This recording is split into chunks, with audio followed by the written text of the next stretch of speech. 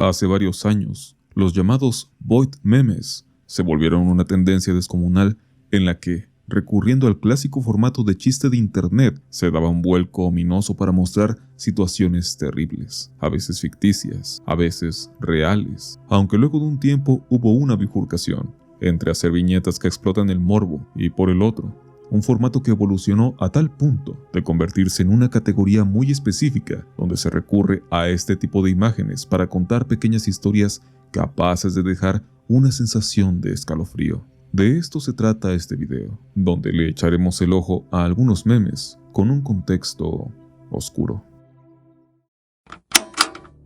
Nunca preguntes a una mujer su edad, a un hombre su salario, a John Landis qué pasó mientras filmaba su parte de La Dimensión Desconocida, la película de 1983. Este meme hace referencia a uno de los accidentes más trágicos y controversiales en la historia del cine, un caso tan conocido que, hasta hoy, se sigue citando como ejemplo cuando se habla de negligencia y de los límites que una producción jamás debería cruzar. Para empezar, John Landis ya era un director experimentado y bastante aclamado para ese punto. Venía de dirigir películas muy exitosas, lo que le valió participar en este filme antológico inspirado en la clásica serie de televisión, trabajando en el mismo proyecto junto a nombres enormes como Steven Spielberg y George Miller.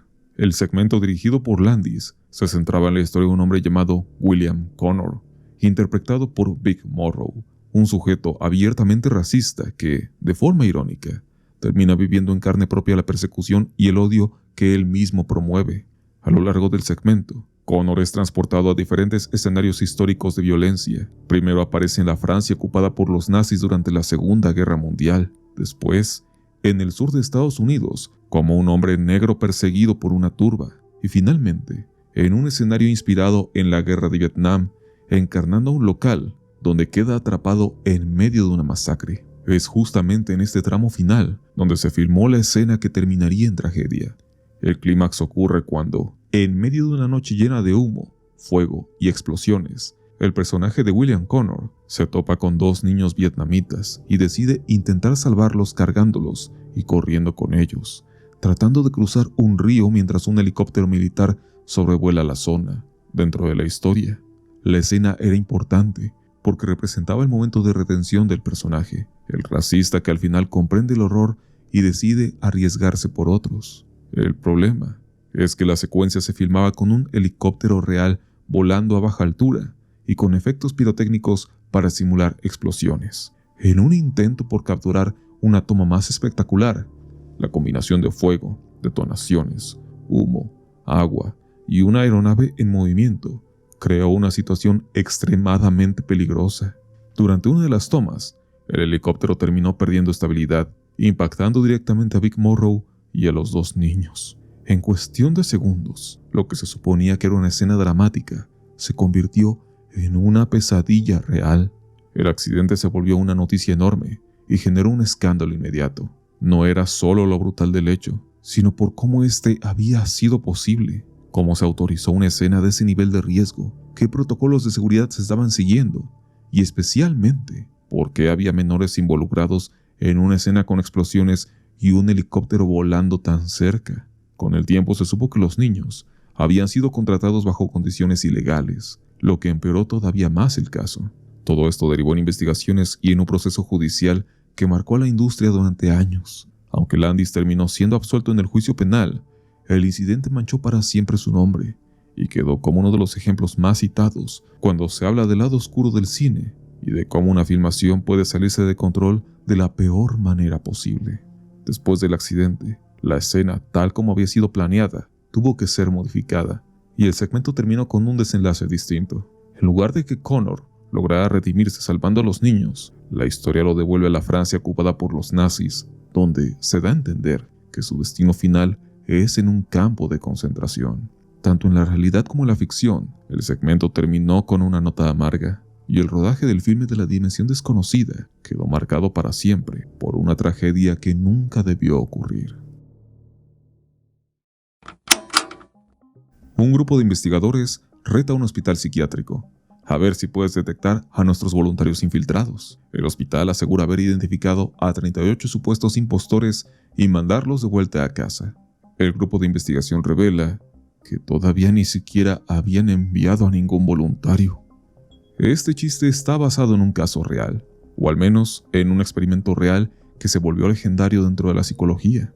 El experimento Rosenhan, publicado en 1973 bajo el título Estar cuerdo en lugares de locos, fue realizado por el psicólogo David Rosenhan y se convirtió en un golpe directo a la psiquiatría de su época, porque su objetivo era demostrar lo difícil que podía ser distinguir a una persona sana de una persona con enfermedad mental una vez que entraba al sistema. En la primera parte del estudio, Rosenhan y varios voluntarios se presentaron en hospitales psiquiátricos diciendo que escuchaban voces, un síntoma lo suficientemente serio como para ser internados. Pero una vez admitidos, dejaron de fingir, actuaban con normalidad, hablaban normal, se comportaban normal y aseguraban que ya no escuchaban nada. Aún así, el problema no era salir, sino que el diagnóstico ya estaba puesto. Según Rosenhan, el personal médico interpretaba casi cualquier conducta como parte de la enfermedad.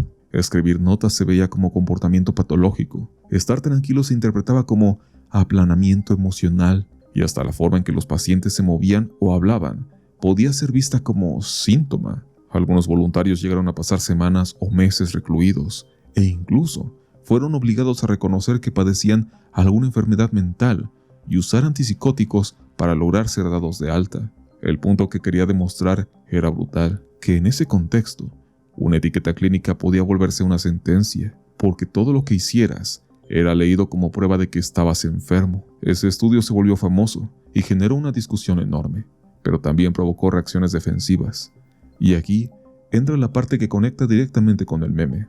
Después de la publicación, uno de los hospitales, molesto por el golpe mediático, aseguró que si Rosenhan intentaba repetir el experimento, ellos sí podrían detectar a los impostores. Rosenhan aceptó el reto y les dijo que durante un periodo determinado enviaría pseudopacientes para ponerlos a prueba. El hospital se preparó para la cacería. Durante esos meses evaluaron a cientos de personas y reportaron que habían identificado a decenas de posibles infiltrados. Se sintieron victoriosos, como si hubieran demostrado que el estudio original era exagerado. Pero el remate fue lo que hizo que la historia se volviera inmortal. Rosenhan reveló que en realidad no había enviado a nadie, ningún voluntario.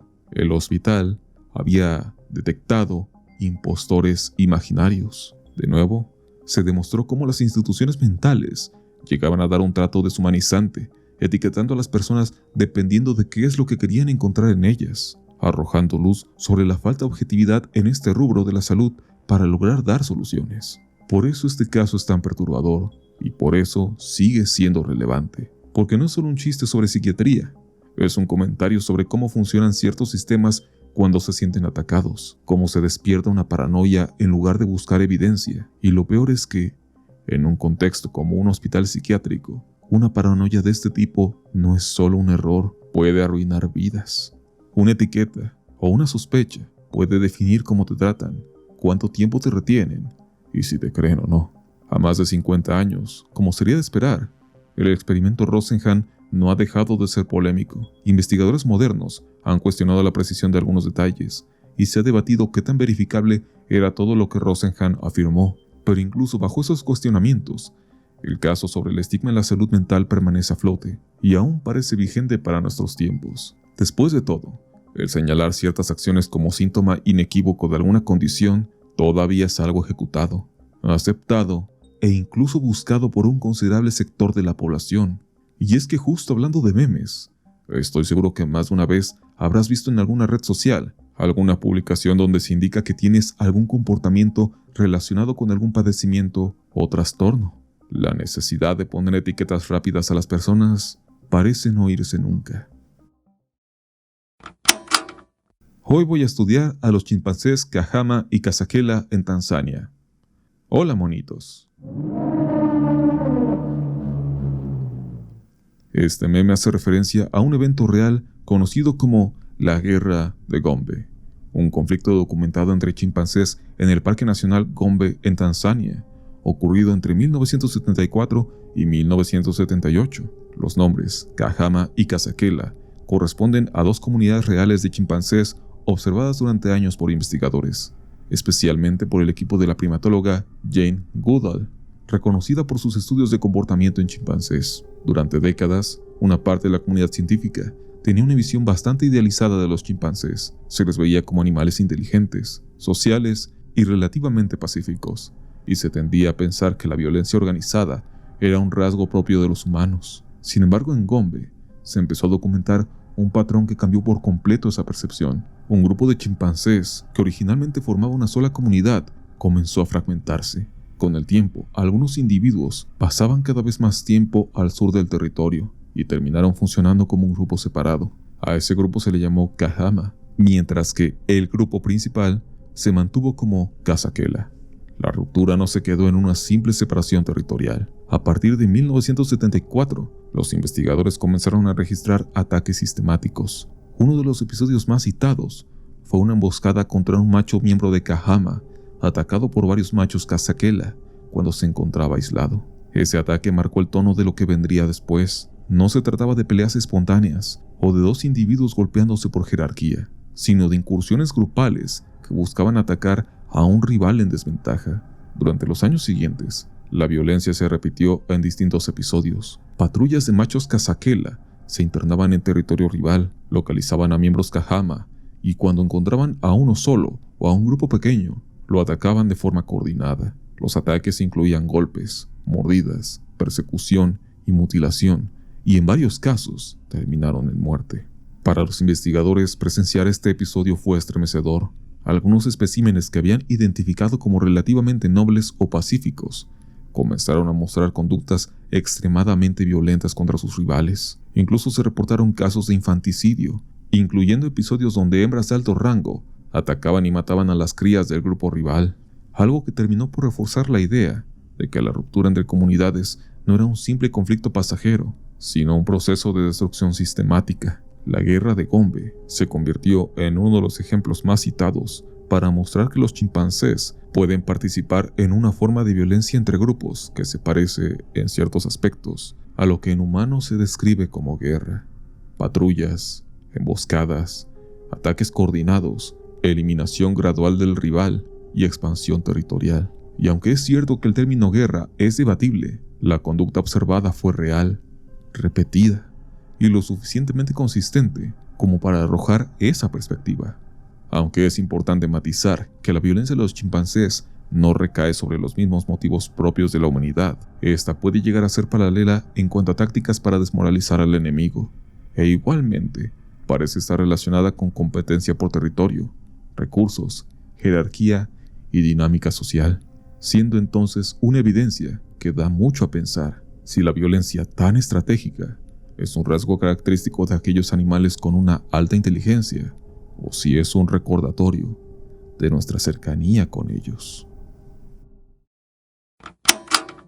Es 2036 y estás cargando un disco duro de 5400 revoluciones por minuto, que contiene los datos biológicos y los recuerdos de tu hijo muerto, cuando de repente escuchas Rhythm Nation de Janet Jackson, reventando a todo volumen tu sistema de bocinas. Este meme es bastante extraño por sí solo, al menos por la cara del youtuber Mutahar y su reacción que no entiendo muy bien qué quiere dar a entender. Y, aunque por principio todo es un shitpost futurista, en realidad está construido sobre un caso técnico real, uno de esos incidentes rarísimos que parecen inventados, pero que ocurrieron y quedaron documentados. Durante años, circuló en foros la idea de que el video musical Rhythm Nation podía romper computadoras. Mucha gente lo trataba como un mito, hasta que el ingeniero Raymond Chant, conocido por escribir sobre casos extraños de Windows, lo relató en el blog oficial de Microsoft. Según su explicación, en la época de Windows XP, algunos fabricantes se toparon con un problema real. Al reproducir el video musical de Rhythm Nation, ciertas laptops podían congelarse, fallar o empezar a presentar errores relacionados con el disco duro. Y lo más extraño de todo es que, en ciertos casos, el problema no solo afectaba al equipo que reproducía la canción, sino también a otras computadoras cercanas, como si hubiera un efecto colateral, simplemente por estar en el mismo cuarto.